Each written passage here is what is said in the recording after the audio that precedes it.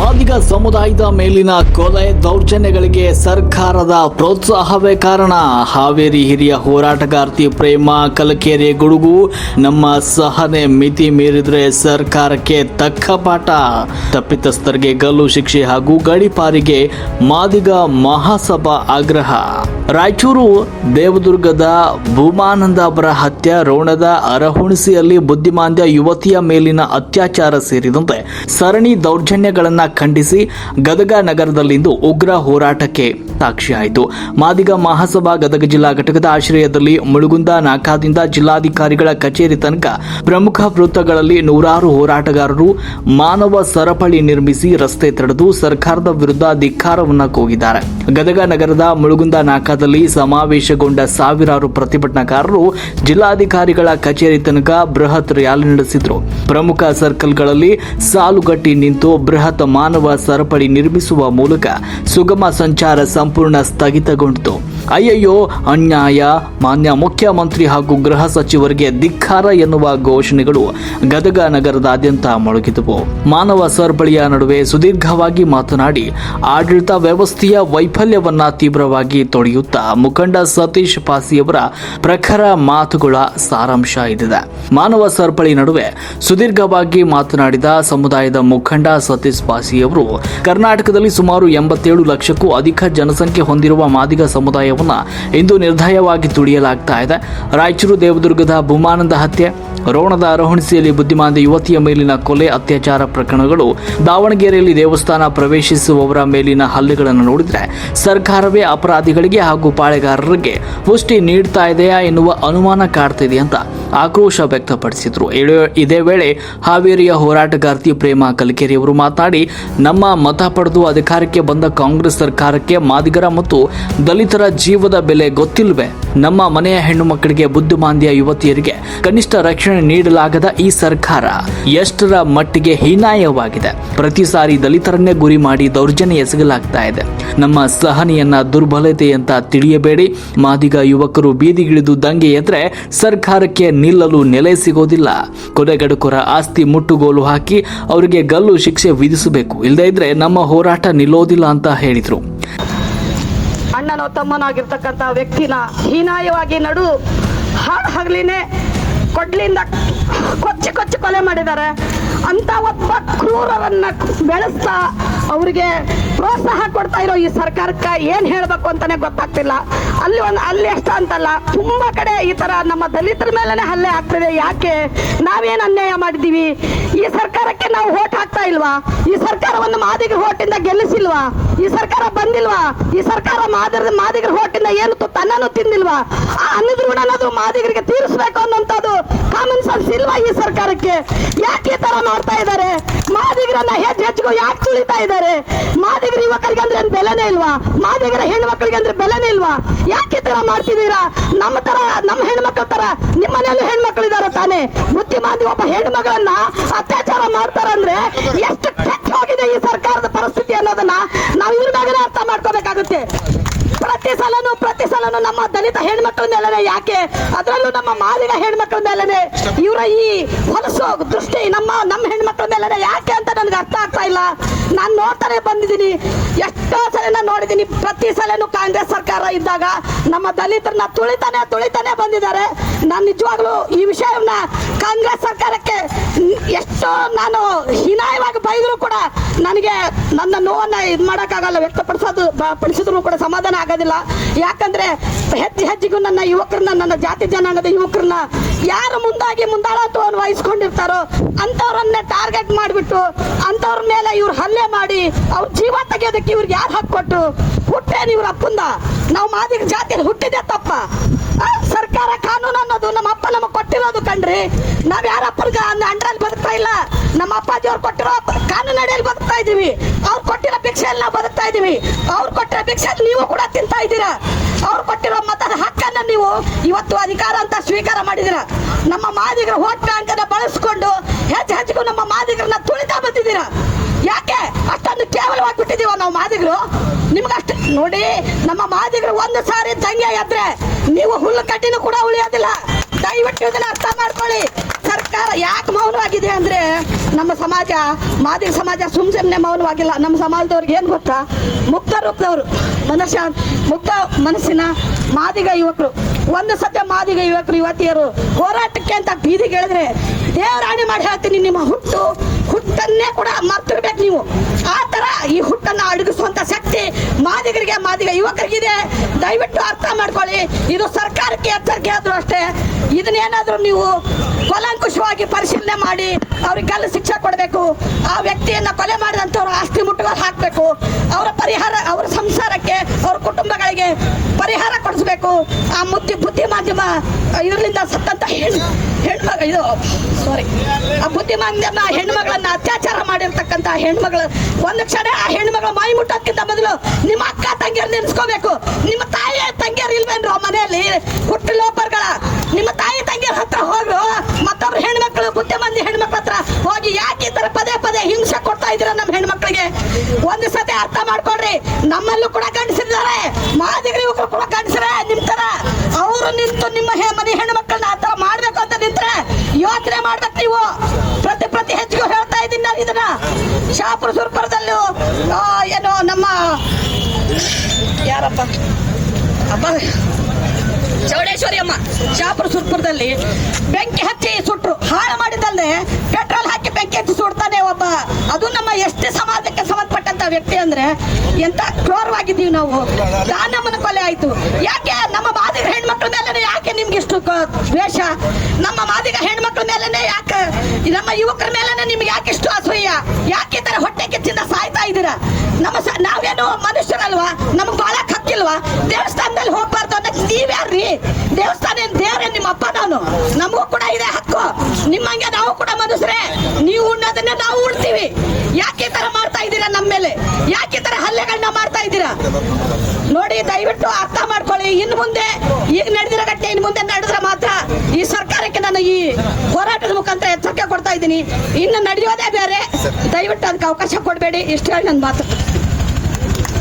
ದಯಮಾಡಿ ಎಲ್ಲರೂ ಕೂಡ ಶಾಂತತೆಯನ್ನು ಕಾಪಾಡಬೇಕು.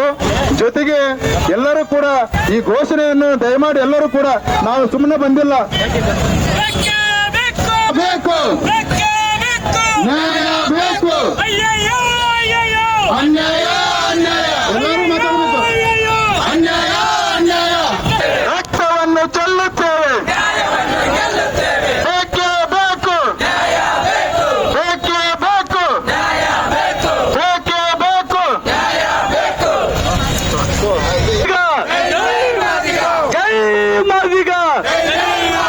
ಮಾದಿಗ ಯುವಕರನ್ನು ಕೊಲೆ ಮಾಡಿದ ಕೊಲೆಗಡಿಕರಿಗೆ ಏನು ಧಿಕ್ಕಾರ? ಮಾದಿಗ ಯುವಕರನ್ನು ಕೊಲೆ ಮಾಡಿದ ಕೊಲೆಗಡಿಕರಿಗೆ ಏನು? ಗದಗದಲ್ಲಿ ನಡೆದ ಈ ಬೃಹತ್ ಪ್ರತಿಭಟನೆ ಮತ್ತು ಮಾನವ ಸರಪಳಿ ಆಡಳಿತ ಪಕ್ಷದ ನಿದ್ದೆಗೆಡಿಸಿರುವುದಂತೂ ಸತ್ಯ. ಸರ್ಕಾರ ಈ ಕೂಡಲೇ ಎಚ್ಚೆತ್ತು ನೊಂದ ಕುಟುಂಬಗಳಿಗೆ ನ್ಯಾಯ ಒದಗಿಸುತ್ತೋ ಇಲ್ಲವೋ ಅನ್ನೋದನ್ನ ಕಾದು ನೋಡಬೇಕಾಗಿದೆ. ರಾಷ್ಟ್ರ ಕ್ರಾಂತಿ ನ್ಯೂಸ್, ಗದಗ.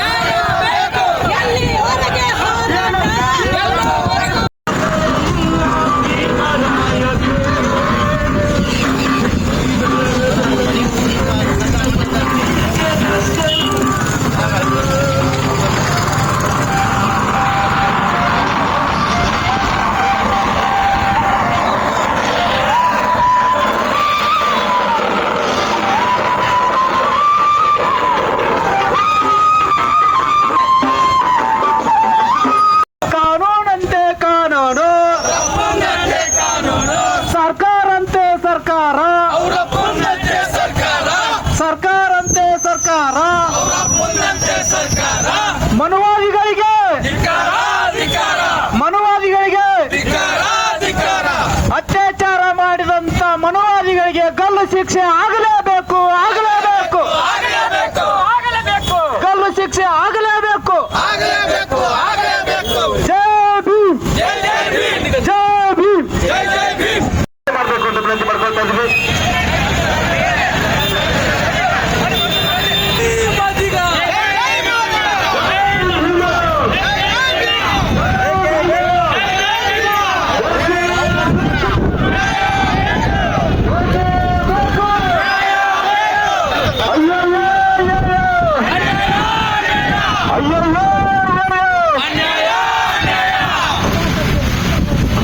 ಮನವಿಸುತ್ತದೆ ಅಂದ್ರೆ ಈ ಒಂದು ಬೃಹತ್ ಪ್ರತಿಮೆಯಲ್ಲಿ ಉದ್ದೇಶಿಸಿ ಕ್ರಾಂತಿಗೀತೆಯನ್ನು ಹಾಡಲಿದ್ದಾರೆ ಸನ್ಮಾನ್ಯ ಶ್ರೀ ಚಂದ್ರು ಕಣ್ಣಿಮಣಿಯವರು. ಅವ್ರ ಜೊತೆಗೆ ಸಂತವರು ಕೂಡ ಕೋರಂ ಸಂಬಂಧಿಸಿದ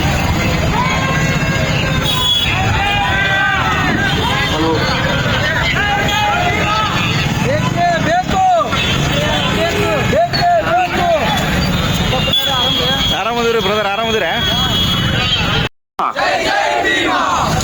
ಜೈ ಭೀಮ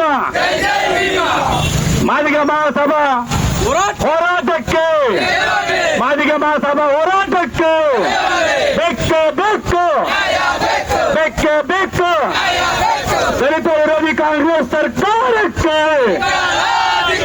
ದಲಿತ ವಿರೋಧಿ ಕಾಂಗ್ರೆಸ್ ಸರ್ಕಾರಕ್ಕೆ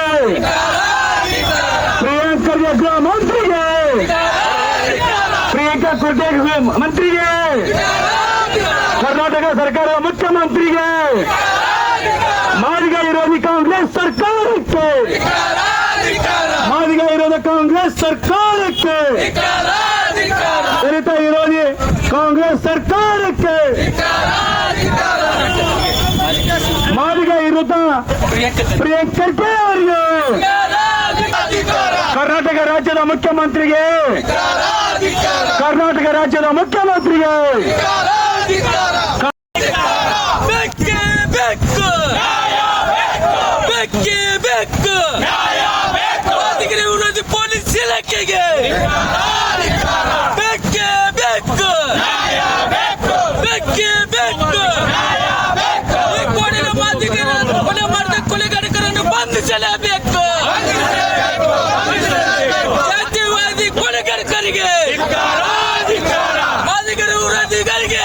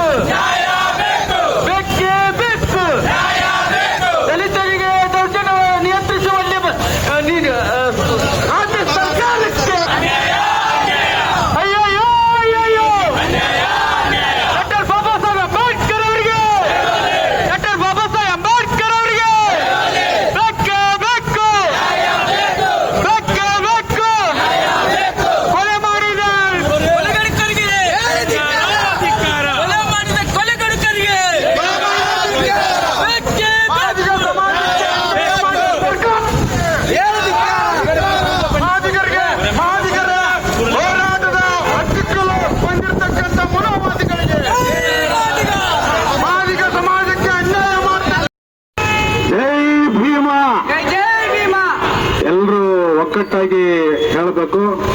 ಜೈ ಭೀಮಾ, ಜೈ ಭೀಮಾ, ಬೋಲೋ ರೇ ಬೋಲೋ, ಬೋಲೋ ರೇ ಬೋಲೋ, ಬೋಲೋ ರೇ ಬೋಲೋ. ಅವರನ್ನ ಬರ್ಬರ ಹತ್ಯೆಯನ್ನು ಮಾಡುವುದರ ಮೂಲಕ ತಮ್ಮ ಅಟ್ಟಹಾಸವನ್ನು ಮೆರೆದಿದ್ದಾರೆ. ಇವತ್ತು ಗದಗ ಜಿಲ್ಲಾ ಮಾದಿಗ ಮಹಾಸಭಾ ಸರ್ಕಾರಕ್ಕೆ ಪ್ರಶ್ನೆಯನ್ನು ಮಾಡ್ತಾ ಇದ್ದೀವಿ. ಏನು ಅಂತಂತಂದ್ರೆ, ಮಾದಿಗರನ್ನ ಕೊಲೆ ಮಾಡಲಿಕ್ಕೆ ನಿಮ್ಮ ಸರ್ಕಾರ ಏನಾದರೂ ಪುಷ್ಟಿ ಕೊಡ್ತಾ ಇದೆಯಾ ಆ ಕೊಲೆಗಡುಕರಿಗೆ ಎನ್ನುವುದನ್ನ ನಾವು ಇಲ್ಲಿ ಸಮಸ್ತ 87 ಲಕ್ಷ ಜನ ಈ ಕರ್ನಾಟಕದಲ್ಲಿ ಇದೀವಲ್ಲ, ಆ ಎಲ್ಲ ಮಾದಿಗರ ಧ್ವನಿಯಾಗಿ ಇವತ್ತು ನಾವು ಪ್ರಶ್ನೆಯನ್ನು ಮಾಡ್ತಾ ಇದ್ದೀವಿ. ಅದೇ ರೀತಿಯಾಗಿ ರೋಣ ತಾಲೂಕಿನ ಸೂಡಿ ಗ್ರಾಮದಲ್ಲಿ ಬುದ್ಧಿಮಾಂದ ಹೆಣ್ಣು ಮಗಳ ಮೇಲೆ ಅರವಣಿಸಿಯಲ್ಲಿ ಬುದ್ಧಿಮಾಂದ ಹೆಣ್ಣು ಮಗಳ ಮೇಲೆ ಅತ್ಯಾಚಾರವನ್ನು ಮಾಡಿದ್ರಲ್ಲ, ಆ ಅತ್ಯಾಚಾರವನ್ನು ಮಾಡಿದಂತ ಆ ಅವಮಾನಿತರಿಗೆ ಏನಾದರೂ ಶಿಕ್ಷೆಯನ್ನು ಕೊಟ್ಟಿದ್ದೀರಾ ಅಂತ ಹೇಳಿ ನಾವು ಪ್ರಶ್ನೆಯನ್ನ ಮಾಡ್ತಾ ಇದ್ದೀವಿ. ಚನ್ನಗಿರಿ ತಾಲೂಕಿನ ಒಂದು ದೇವಸ್ಥಾನದಲ್ಲಿ ಕೇವಲ ಗಂಟೆಯನ್ನ ಬಾರಿಸಲಿಕ್ಕೆ ಹೋಗಿ ಪೂಜೆಯನ್ನ ಮಾಡಲಿಕ್ಕೆ ಹೋದಂತ ನಮ್ಮ ಸಮಾಜದ ಬಂಧುಗಳಿಗೆ ಕಟ್ಟಿ ನೀವು ಹೊರಗೆ ಹಾಕಿದಿರಲ್ಲ, ಅದನ್ನ ಇವತ್ತು ನಾವು ಪ್ರಶ್ನೆಯನ್ನ ಮಾಡ್ತಾ ಇದ್ದೀವಿ. ಹಾಗಾದ್ರೆ ಕಾನೂನು ಎಲ್ಲಿದೆ? ಈ ರಾಜ್ಯದಲ್ಲಿ ಮಾದಿಗರಿಗೆ ಏನಾದ್ರೂ ಬೆಲೆ ಇದೆಯಾ? ಮಾದಿಗರ ಇದ್ರೆ ಇಡೀ ದೇಶವೇ ಏಳುತ್ತೆ ಅನ್ನುವಂತ ಮಾತನ್ನ ನಾನು ಇಲ್ಲಿ ಪ್ರಶ್ನೆ ಮಾಡಬೇಕಾಗುತ್ತೆ. ಈ ದೇಶದ ಪ್ರತಿಯೊಂದು ಹಳ್ಳಿಯಲ್ಲೂ ಕೂಡ ಮಾದಿಗರಿದ್ದಾರೆ. ಮಾದಿಗರು ಇಲ್ಲದಂತ ನಾಡೇ ಇಲ್ಲ, ಮಾದಿಗರು ಇಲ್ಲದಂತ ಜಿಲ್ಲೆ ಇಲ್ಲ, ಮಾದಿಗರು ಇಲ್ಲದಂತ ಈ ಹೋಬಳಿನೇ ಇಲ್ಲ. ಅಂತ ಹಿನ್ನೆಲೆ ಇರ್ತಕ್ಕಂಥ ಈ ಮಾದಿಗ ಸಮಾಜವನ್ನ ಅಮಾನುಷವಾಗಿ ನೀವೆಲ್ಲ ಹತ್ಯೆಯನ್ನ ಮಾಡ್ತಾ ಇದ್ದೀರಿ. ಆ ಹತ್ಯೆಯನ್ನ ಖಂಡಿಸಿ ಇವತ್ತು ನಾವು ಈ ಒಂದು ಉಗ್ರ ಕಟ್ಟುಬಂಡೆಯನ್ನ ನಮ್ಮ ಸಮಾಜದ ಧರ್ಮ ಗುರುಗಳ ನೇತೃತ್ವದಲ್ಲಿ, ಸಮಾಜದ ಎಲ್ಲ ಮುಖಂಡರುಗಳ ನೇತೃತ್ವದಲ್ಲಿ ನಾವು ಈ ಒಂದು ಪ್ರತಿಭಟನೆಯನ್ನ ಮಾಡ್ತಾ ಇದ್ದೀವಿ. ಈ ಪ್ರತಿಭಟನೆಯಲ್ಲಿ ಭಾಗವಹಿಸಿದಂತ ಎಲ್ಲ ನನ್ನ ಸಮಾಜದ ಗುರು ಹಿರಿಯರು, ಅಣ್ಣ ತಮ್ಮಂದರು ಎಲ್ರಿಗೂ ನಾನು ಭೀಮ ವಂದನೆಗಳನ್ನು ಸಲ್ಲಿಸಿ 4 ಮಾತುಗಳನ್ನು ಮುಗಿಸ್ತಾ ಇದ್ದೇನೆ. ಪರಮ ಪೂಜ್ಯರ ಒಂದು ನೇತೃತ್ವದಲ್ಲಿ ಈ ಒಂದು ಪ್ರತಿಭಟನೆ ರ್ಯಾಲಿಯನ್ನು ಉದ್ದೇಶಿಸಿ ಸನ್ಮಾನ್ಯ ನಮ್ಮ ಹಾವೇರಿ ಜಿಲ್ಲೆಯ ಸಹೋದರಿಯಾಗಿರ್ತಕ್ಕಂಥ ಪ್ರೇಮಾ ಕಲ್ಕರ್ ಕೂಡ ಮಾತಾಡಬೇಕಂತ ನಮ್ಮನ್ನು ಕೊಡ್ತಾ ಇದ್ದೀವಿ.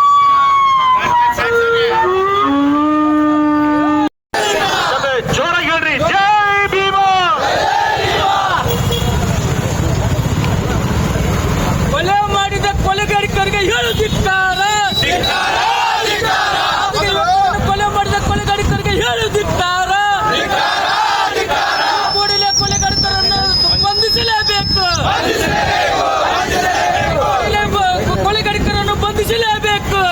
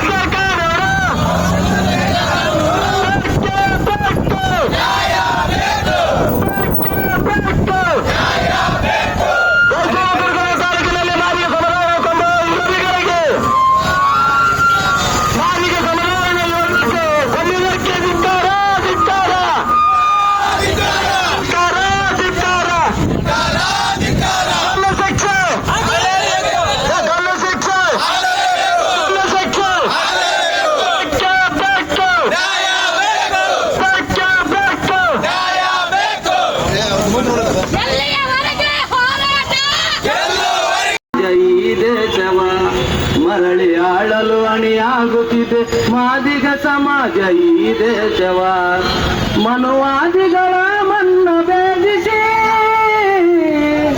ಒಡೆದ ಜಾತಿಗಳ ಒಂದುಗೂಡಿಸಿ ಮನುವಾದಿಗಳ ಮನ್ನ ಭೇದಿಸಿ ಒಡೆದ ಜಾತಿಗಳ ಒಂದುಗೂಡಿಸಿ ಸಮಪಾಲು ಸಮಬಾಳು ನಮ್ಮ ಪಾಲನು ಪಡೆಯಲು ಆಳೋಣ ಬನ್ನಿ ದೇಶವ ಮರಳಿ ಪಡೆಯೋಣ ನಮ್ಮ ಸಾಮ್ರಾಜ್ಯವ ಕಣ್ಣು ತೆರೆದು ನೋಡು ಸಮಾಜದ ಬಂಧು ಇತಿಹಾಸವ ಆಳಲು ಅಣಿಯಾಗುತ್ತಿದೆ ನಮ್ಮವರಿಗೆ ತಿಳಿಸಿ ಅಧಿಕಾರದ ಮಹತ್ವ ನಮ್ಮವರಿಗೆ ತಿಳಿಸಿ ಆಳೋಣ ಬನ್ನಿ ದೇಶವ ಮರಳಿ ಪಡೆಯೋಣ ನಮ್ಮ ಸಾಮ್ರಾಜ್ಯವ ಕಣ್ಣು ತೆರೆದು ನೋಡು ಮಾದಿಗ ಬಂಧು ಇತಿಹಾಸವ ಆಳಲು ಅಣಿಯಾಗುತ್ತಿದೆ ಮಾದಿಗ ಸಮಾಜ ಈ ದೇಶವ ಮರಳಿ ಆಳಲು ಅಣಿಯಾಗುತ್ತಿದೆ ಮಾದಿಗ ಸಮಾಜ ಈ ದೇಶವ ಹಿರಿಯರ ಹೋರಾಟದ ಹೆಮ್ಮೆಯ ಫಲ ಹಿರಿಯರೆದು ನೋಡು ಮಾದಿಗ ಬಂಧು